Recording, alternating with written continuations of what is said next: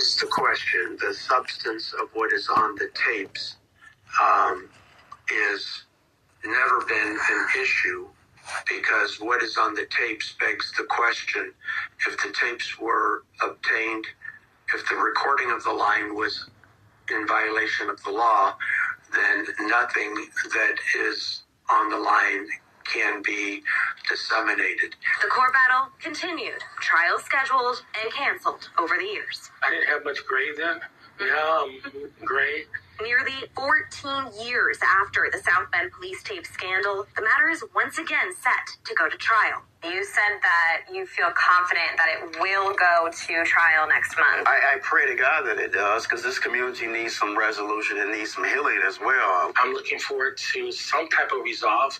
Now, many of the players are gone, moved past, are gray-haired now. With no closure, Daryl Boykins died in September 2024. A distressing development for Oliver Davis and Henry Davis Jr.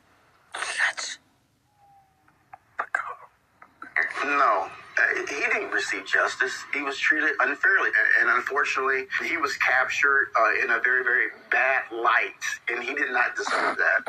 He didn't. Sorry, how bad? Called him anything else but chief.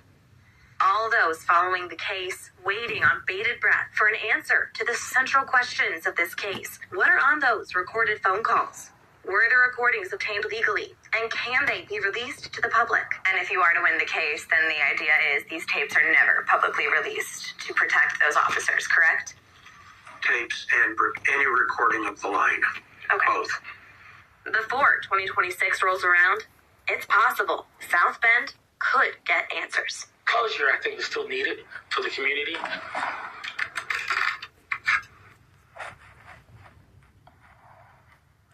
No, my sister became an undercover cop the day she graduated in 95 or 96 at Cooper Tire in Auburn, Indiana, and she was recording it through her fax machine at work the week she got hired in, and I was like a year or two older than her, and I started, because her and my mom did it for their public humility me and their personal pain of me, hearing schizophrenic audio fucking visuals through the fax line that she refuses, and they did illegal things since then. It's like the dial-up computer, but it's got little schizophrenic messages wherever the fuck I go on the planet. That's what the fuck is going on, but you can't look up a Fat Bottom Girls Queen from 1969, Kennedy Kuiper, and say, hey, we're sorry your mom schizophrenically butt-fucked you. Later. Legally. That is the question. The substance of what is on the tapes is never...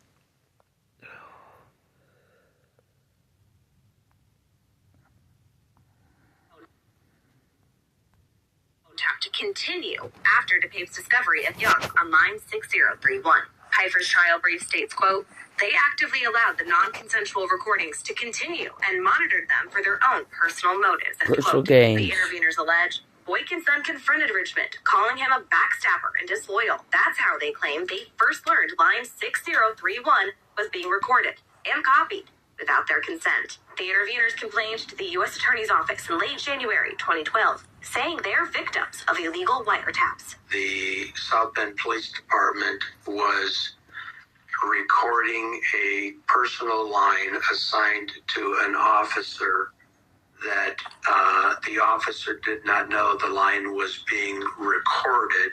It's reported a discreet FBI investigation took place as a result, leading to a May 31st, 2012 letter from U.S. Attorney David Kapp, finding no reason to pursue charges on Chief Boykins or Communications Director DePape. Many read that and believe it exonerates Boykins and DePape of any wrongdoing. Others had a different read. The failure to prosecute is an issue that is completely unrelated to what this case is about. Then Mayor Buttigieg had his take.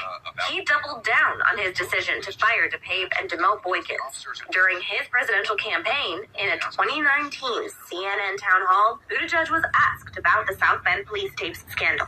What are on the secret tapes regarding the demotions of South Bend's Black Police Chief Daryl Boykins? So the answer is I don't know. And the reason I don't know is that these tape recordings were made in a way that may have violated the Federal Wiretap Act. That's a federal law that controls when you can and can't record people. He was really putting him down. That was my frustration. Former Chief Boykins suing the city, Mayor Buttigieg, and his chief of staff in 2013 for defamation and racially discriminatory conduct. The city paying Boykins $75,000 taxpayer dollars. But at the same time, the city also pays $500,000 taxpayer dollars to the interveners in a settlement of their lawsuit. We didn't make that decision. That came from the administrator's decision and the legal team to pay the police and to do that. And when they were getting paid, people were like, why are these police officers getting paid? Between Pape, Boykins, and the interveners, the city paid up more than $800,000 settlement dollars. Fast forward to March 2018. Another 3 interveners were granted to join the case, further delaying a legal resolution. No monetary damages are being sought, just a judicial determination. Meanwhile, the mystery of what is on the tapes continues to frustrate and fascinate.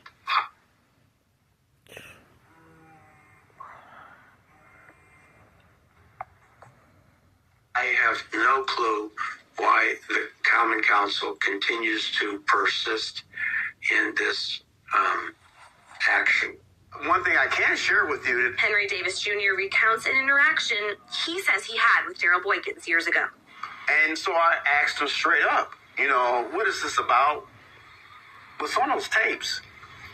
He told me, he looked me right in my face, and he told me, Henry, if these tapes are ever played, or when they get played, there will be people getting out of prison, and there will be people going to prison. That's what he told me straight up. What I'm getting, obviously, is speculation, rumor, some of it's factual and true. Remember, the content of the cassettes is not what's on trial, but rather how the cassettes were created. You're saying that those aren't the questions to be tapped to continue after DePape's discovery of Young on line 6031. Pfeiffer's trial brief states, quote, they actively allowed the non-consensual recordings to continue and monitored them for their own personal motives, end quote. The interveners allege Boykins then confronted Richmond, calling him a backstabber and disloyal.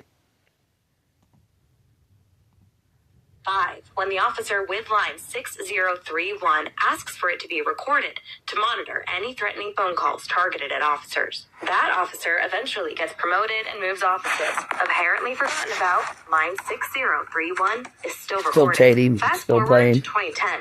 Officer Brian Young is promoted and takes the office with line 6031, supposedly unaware his line is recording. In late 2010 through early 2011, DePape troubleshoots issues of the department's phone recording system. That's when she recognizes Captain Young's voice on line 6031. In her wrongful termination lawsuit, she says she heard high-ranking officers, quote, describing conduct that DePape felt was possibly illegal or at least unethical. She also claims she heard racial slurs. Here she is again in a 2012 interview with ABC 57. I knew that I would be persecuted if I even brought this. And so I struggled with it. Do I keep my mouth shut and just let it go? And I just felt that many individuals would be affected if I didn't. DePape reported what she heard to Chief Boykins, who then directed her to make copies of some of those conversations. But Mayor Pete Buttigieg fires DePape the same time he demotes Boykins. The city ultimately settles DePape's lawsuit, paying her $235,000 taxpayer dollars. After the Common Council approves a subpoena of the tapes, several white police officers file into the case to block that subpoena, known as the interveners, represented by attorney Dan Pfeiffer. So even though Indiana is a one consent state, nobody consented to the recording of this line.